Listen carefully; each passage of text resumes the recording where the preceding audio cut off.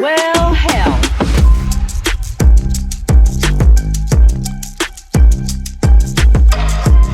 Welcome back to Tech Travel and Twang. Well, hi, welcome back to Tech Travel and Twang. I'm your host, Jenn Barbee, with my co-host, Kristen Cruz. Happy Monday, Kristen. Happy Monday. And we are so excited to talk fall and holiday travel with our special guest today, Ashley Morgan, the Executive Director of Nacogdoches, Texas CVB. Hi, Ashley. Hi, thanks for having me. We're so excited to have you. This is such a, Jenn knows this. You may not know this, Ashley, but I'm sort of like a holiday crazy person. So like when September rolls around, I'm like, fall, holiday, all the Burr month things. And so I'm super excited because we get to talk about fall holiday travel. We get to talk about ramping up for holiday trends and tourism-y things that bring, traffic into destinations. And what I'm particularly excited about is just talking to a wider set of DMOs in our industry, which really spend a lot of time cultivating how do I attract a wider set of visitors into my destination with not a ton of budget, or without the help of big advertising mediums. So that's what I want to get into today. And I'm so excited to have you because for one, I know, Jenn, you've probably been to Nacogdoches plenty of times too, being from Texas, but I am such a fan of the destination, honestly. Like I've told you that in person before. Yes. I love going there personally. I love the area downtown, just the vibe that you get in the fall months. So I'm so excited to talk about what you guys are doing to ramp up and just kind of giving some of our other DMOs some tips and things that, they can really look to build that momentum for fall and holiday travel. So yeah, absolutely. I'm so excited to talk about it. I'm with you on the Burr months. We were just talking about how this morning it was a crisp, beautiful fall morning in Nacogdoches, and we might be in a fall summer right now, and we might get another heat wave. But I'm riding this high right now. I am in the mood. Absolutely. Yes, when I got up this morning and got the kids ready for school, I'm like, it feels like fall outside. Yes. I know. I was just telling Ashley, I will absolutely switch. I'm over here in Phoenix waiting for our good weather. Waiting. Literally, yes. So yeah, it's the season. Absolutely. So Ashley, tell us a little bit about what you guys are gearing up for. I know you guys typically get some fall traffic and some visitation in for kind of fall foliage, but some of the other things that you guys are ramping up for and kind of how you're doing that right now. Yeah, so I think with that cooler weather, it's event season. It's like the whole year we prepare for this season where we've got events almost every weekend. And then we start gearing up for the holiday shopping with having these amazing little shopping events in downtown Nacogdoches that are usually hosted by the boutiques themselves. We've got one called Merry Christmas Market that's in early November, and the shops open late, and you get a little pass card and you can be entered to win like this huge prize basket. And then we've got another similar event called Wassail Fest, except for all of our downtown stores. They compete to see who has the best wassail recipe, and it's so much fun. We participated last year, and I was like, I could go a whole year without seeing wassail anymore because I made so much. But I'm ready for the next round now. It's been enough time. It's been enough time. And that's so vintage and unique. When we were pre-chatting about that, Ashley was like, you know what wassail is? And I'm just in my head going, here we go, a wassailing. Yes, exactly. Well, it's funny. A lot of times I talk to people and they don't know what wassail is. And I'm like, well, you're going to have to come to Nacogdoches and find out. Absolutely. I love that. That's super unique. Yes. So just a question too, because we have a lot of conversation with DMOs with just kind of a downtown, but not really able to get their hands around downtown and just doing more with their downtown partners. How do you guys kind of work that collaboration? How do you plan? Do you have a separate downtown group that you plan with? And how do you guys collaborate on that? Good question. Yeah, that's a great question. Because leading up to last year, we had our Main Street person was part-time public information officer, part-time Main Street. Like they wore a lot of hats. And I personally felt that downtown was not getting the love and attention that it deserved. And so they finally expanded that into a full-time position.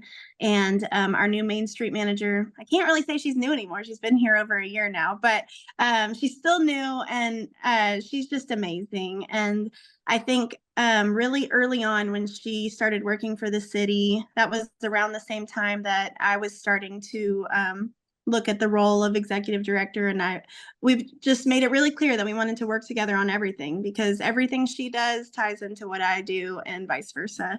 And so a few ways that we do that: we host Main Street meetings in our building, and we typically do them once every other month. And so they bring the downtown merchants to our building. We serve them breakfast. We talk about all of the upcoming events that we have going on. And then we talk about some initiatives that we have. So whether it's like a campaign or like a Christmas lighting contest and things like that, we just try to make sure that we're all on the same page and that they know what we're doing to support their businesses. There were some growing pains in trying to explain the difference in what we do and how we're not the same person, and things like that. But overall, I think it's been really great that we have such a close relationship, and we just work together on everything that we possibly can. We share each other's social media posts to grow each other's reach. And so it's just been a really great relationship. I really like that piece on the merchants that you're doing. Is that well attended? And I know you were saying there were some growing pains to it, but is that well attended, do you feel like? I would say so. On average, we probably have about 15 different businesses attend. Awesome. And yeah, I mean, of course, we wish it could be more, but everyone has varying schedules and Sure. kids and things like that. And so we Right. also communicate in a Facebook group that's Oh, a that's private awesome. group. Yeah. And then our Main Street manager does like a weekly email to the downtown merchants, and she just includes all of the information, whether she sent it 5 times already. And I love that because it's not hard for them to find.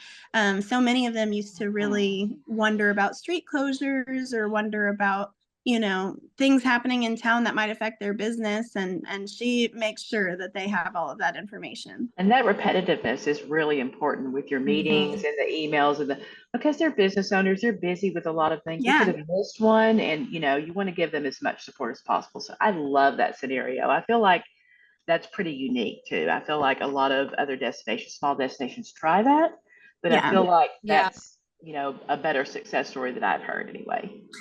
Yeah, and it's hard because I know not every destination can afford a specific Main Street manager. She's actually not in our department. She's under the city's historic sites department. But I think that is something that cities should strive towards if they have it in their budget at all, because it just fosters economic vitality. It rises all boats, which obviously positively affects the tax base. Absolutely. Yeah, that's such an important piece. Yeah. And I think the other important thing there too is just the different ways that you're reaching your merchants. Like you mentioned email, you mentioned a private Facebook group. Not every merchant has the bandwidth to be sitting on email, or be on Facebook, but just helping find ways to reach a larger, reach a bigger audience is really important too. So I love that. In terms of like what you guys are doing and kind of prepping for this particular season, are there any trends or tactics or things that you guys are like, this worked really well last year, or, something that you're doubling down on that you think would be good for other DMOs just to kind of maybe try out as a tactic? Yeah, I'm trying to think which way to approach this. What has done the best for us is Reels, video content. And as y'all know, it doesn't have to be professionally made. One of our best Reels was literally me just driving through our garden with my phone out the window recording. Like, people love photography, they love videography, and they love to imagine themselves there. And so I highly recommend building up your photography even on your iPhone. These things have amazing cameras. Don't be afraid to just go start snapping pictures like on your Saturday morning walk, or, I always recommend to our interns and to my creative content director, like if you're going out to eat with your friends, use your phone, take pictures, and then save that for content later. I think a lot of people see content as this really difficult thing to strive towards. Like they're like, oh, we're gonna have to hire someone, we're gonna have to hire an influencer, and you really don't. You can create it yourself very easily, and you can edit it really easily too on your phone. Just a quick crop and a little, saturation and things like that, and you've got content. So that's been our bread and butter for sure, is photography above everything else. We're trying to incorporate more reels. They are more time consuming, but we're just looking into trying to make as many as we can, like kind of prioritizing that. I love that because we also see just nationally, even with the bigger destinations, travelers prefer a more authentic photography than the Yeah. modeled, overly, those are almost more catfishy. So I like that, that you brought that point up, not just for the small DMOs, but for all DMOs. Like authenticity makes a difference. Right. Travelers want that moment captured versus so. Mhm. Ashley, kudos. That's a great strategy. Oh, well, thank you.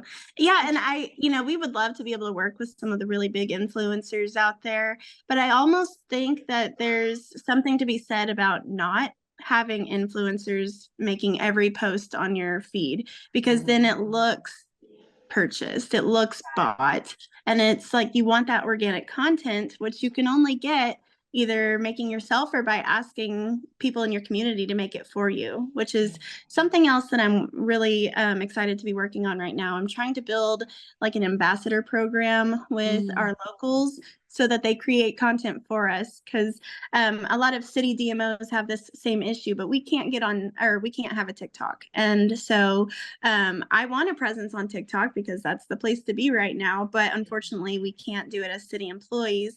So I'm trying to arm all of our locals that I see at the brewery every week, or that I see when we go watch live music, and I'm like, hey, post that on TikTok and do #visit NAC for me.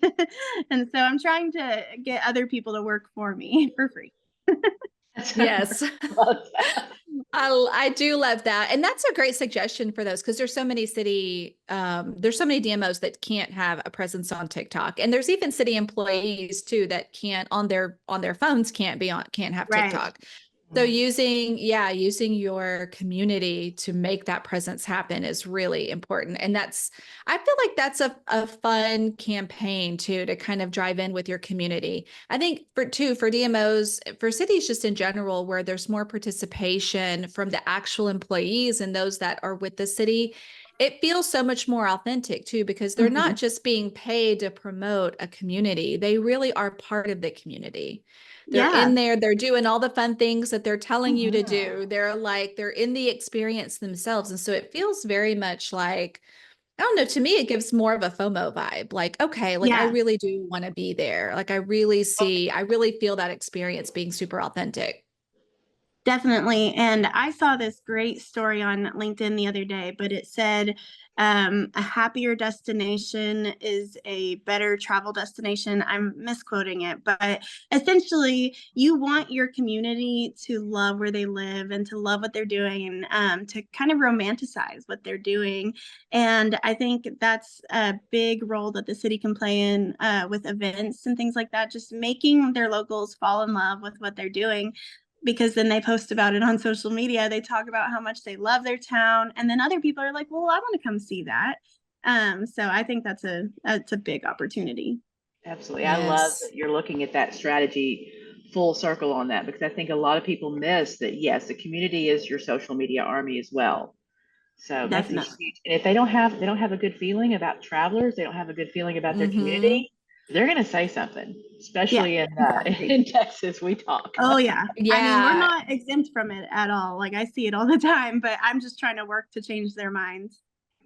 Absolutely. Yeah. So it's so important. So is there a particular event or a particular thing that you guys do during the season that you were surprised to see work or do really well in the past? Like a unique something that you guys were like, wow, this was like really popular, really fun. Let's do it again. I'm trying to think of the best example.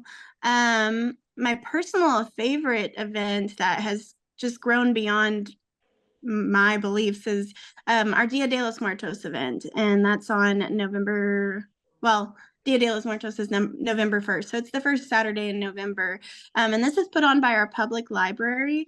But this event has just grown so much, and it's incredible. They really get to see another side of the town that I feel like doesn't normally feel as comfortable attending some events, or maybe not comfortable, but they don't feel like it's geared towards them, which I wish I could tell them all, like every event is geared towards you, like all of them. But it's just such a beautiful celebration, and they bring in these dancers, these Aztec dancers, and the food is absolutely incredible.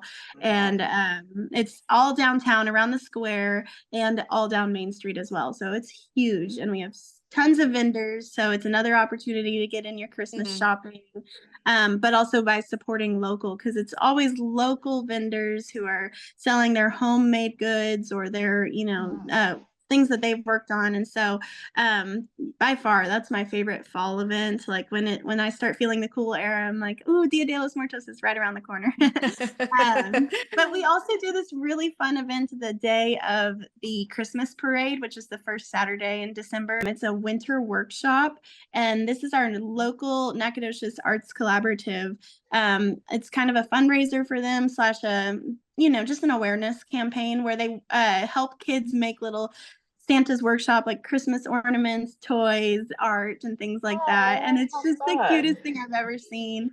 And I'm especially excited to take my daughter this year because she's finally old enough to do things like that. But that event just warms my heart. And and I think a lot of young families are craving things like that for their kids to do, and they're constantly looking for kid-friendly activities.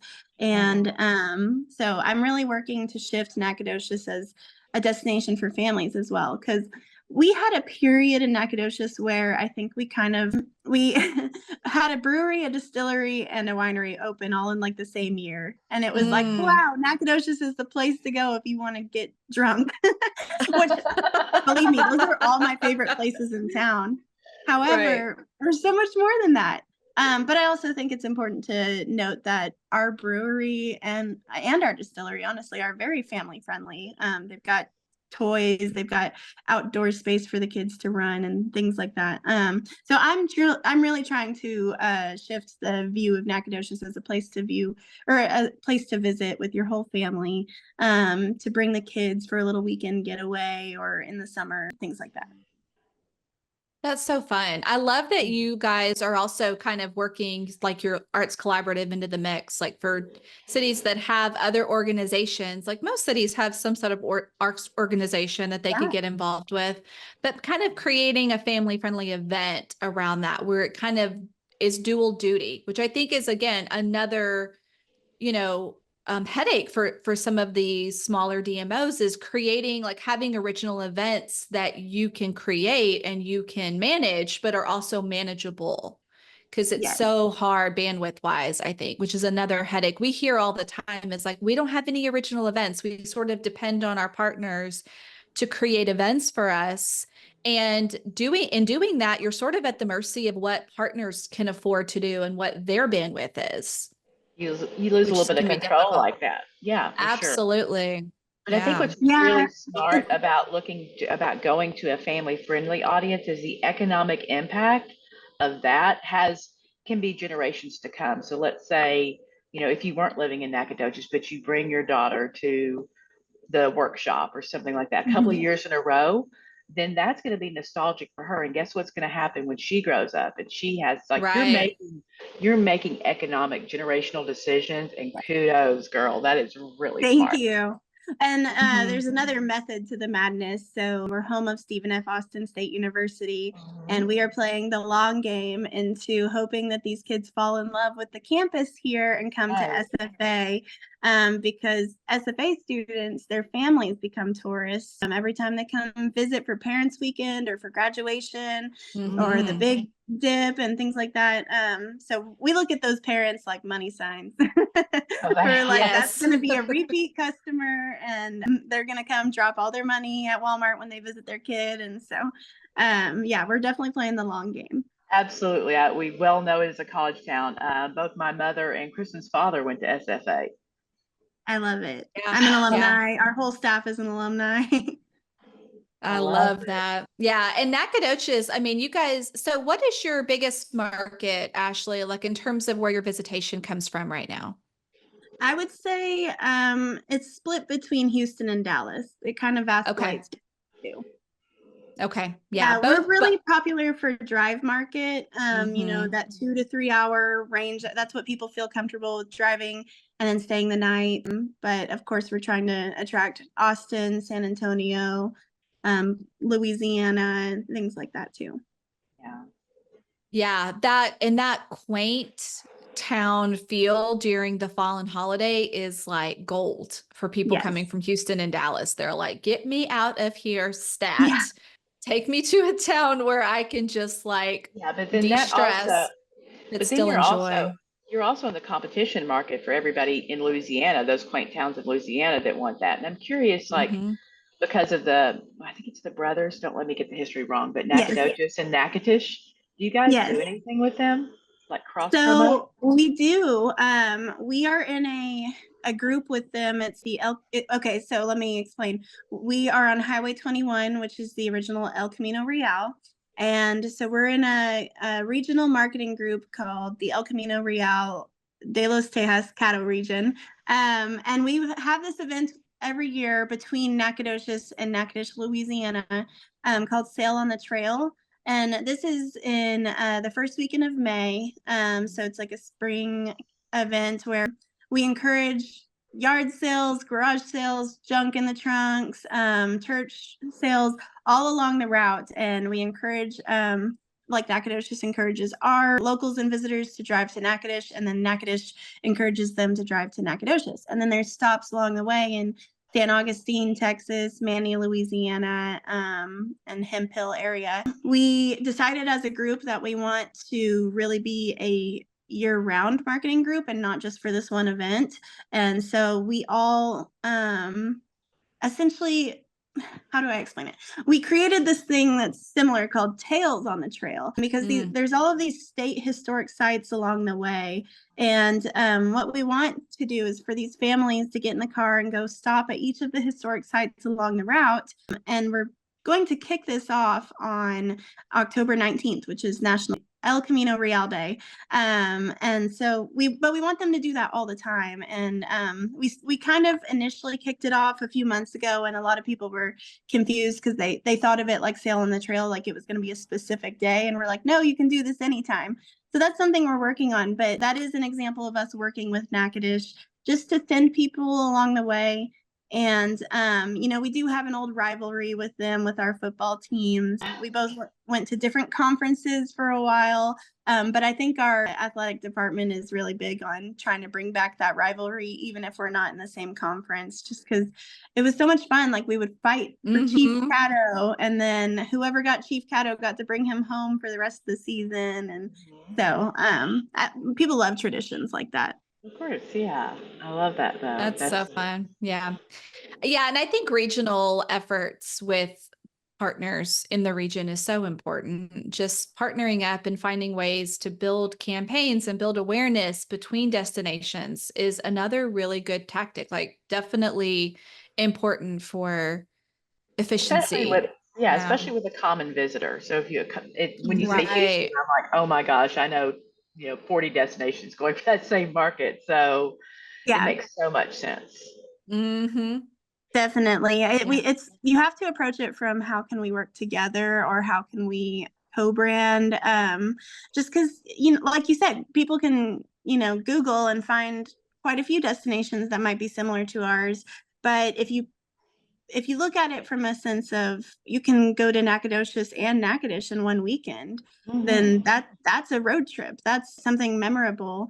And we're trying to do that with Lufkin as well, because Lufkin is just 25 minutes down the road.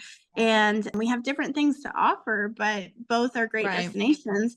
And to people who are coming from Houston or Dallas, 25 minutes is nothing. They drive that to the grocery store every day, Exactly. And so it's like don't look at it as competing destinations, but more as like partner destinations. Love Yeah, that. that's so important.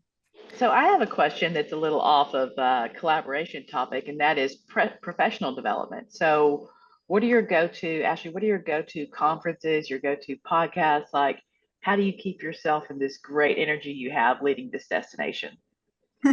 Well, thank you. So TACVB is probably our number one. We go to the annual conference every year, like the majority of our staff does. And then one or two of us will attend the winter conference as well, because we're working towards our destination management specialist, DMS or DMP. They've changed the acronym. Yeah, But yeah, they do that a TACVB. lot. And then there's so many acronyms to keep up with. This year, we're finally going to Summit for the Texas Travel Alliance, and so we're really excited about that. But I also am enrolled in Texas Travel College with the Texas Travel Alliance, and another one of my employees is as well. So anything that we can find, I think that's so important. When I became director and we started working on our budget, I told the board my priority was education, because that's what keeps us going. I mean, those conferences are so energizing, especially when you need to get away from, people in the city like to kind of poke holes in what you're doing and see, like, try to tell you it's not as important as it is. And so you go to these conferences and you're like, what I'm doing isn't. Yes, Uh, Right. validated for sure. that's why Yep. I think you need to go at least twice a year if you can. But yeah, I also just will randomly join webinars that come in my email, because I'm like, it doesn't hurt to have it on while I'm working on something. So, I've attended a few from the Texas Travel Alliance, and then some of the vendors will do some great ones as well, like Key Data, Placer AI, things like that. And most of the time they're free. They just want a chance to get in front of you. And yeah, they're going to try to sell you something, but at the same time, you're going to learn something new. Right. Right. Yeah, and you never know. I mean, I think that's smart because going in. So I do like when the vendors are Mhm. very transparent. Going in, you're going to get a pitch, and that's fine, but you're going to get some education too. And Right. there's also some really good ones that are out there that really don't sell at all. So Right. I'm really impressed with the type of and the value of the content the industry's putting out from the vendor and the association side. Yeah. I Yeah. agree. Texas especially is doing, I feel like, a good job. Like I'll definitely be in October at the Texas Travel Alliance conference this year. Yay! I've heard some really good things. And again, like it definitely evolves the more I think that destinations prioritize education, as you guys are. Ashley, I think that definitely contributes to the content and to the experience that you get. Because for a little bit of time I feel like there were more, some of the more larger DMOs attending the conferences and not as many of the smaller DMOs. And not that there's anything wrong with that, but it changes the conversation a little bit. And Oh so the yeah. smaller DMOs don't get as much out of it, or you feel like you don't have the capabilities because of a budget or a bandwidth, constraint. And so I love that we're gearing up now to be kind of like looking at the entire ecosystem within the state. I think Texas is one of those, like Minnesota, that's really stepped up to that for that Right. Mhm. education Yeah. piece, because a lot of the smaller DMOs, they're not going to the Destinations International. They're not going to, number one, be able to afford it. Number two, the conversation's not going to be germane. So that's Right. those issues they have with those national conferences. So I really love that Texas is stepping up to the plate, as well as a lot of other state Yeah. organizations. Yeah, So important. TACVB started offering regional workshops, and they had one in the Woodlands, which is a quick, easy drive for me, just 2 hours there and 2 hours back. And I got a lot out of that because I was able to talk with our neighbors, and it was definitely more personal, and we could get things off our chest and see how other people are handling things. Because I agree, at the big conferences, you can kind of feel like a big fish, or a small fish in a big pond type thing. Right. Yeah, but I mean, I still find them beneficial, especially the breakout sessions. Absolutely. And I feel like that conversation, even for those larger ones, is changing too. Because even for the larger DMOs, what do we hear back, Kristen? We hear like it's a competition of who can keep up with the Joneses, and doesn't really have Yeah. as much to do with their specific strategy. So I feel Absolutely. like just overall that's starting to break up because we have a new, fresh infusion of DMO leaders, and they want a more specific conversation. Yeah, absolutely. I think the sessions where they don't allow vendors in are my favorite because that's where you can Yeah. really start asking the nitty-gritty questions. Right. We'll bring up like a certain vendor and say, did you have this experience? And so I definitely recommend if you can go to any of those conferences, like attending the shirt sleeve sessions is my top favorite part of it. Love That's a that. great tip. Yeah. Yay. Well, Ashley, any other tips or things that you want to kind of put out for the audience here on fall holiday prep and kind of what to gear up for this season?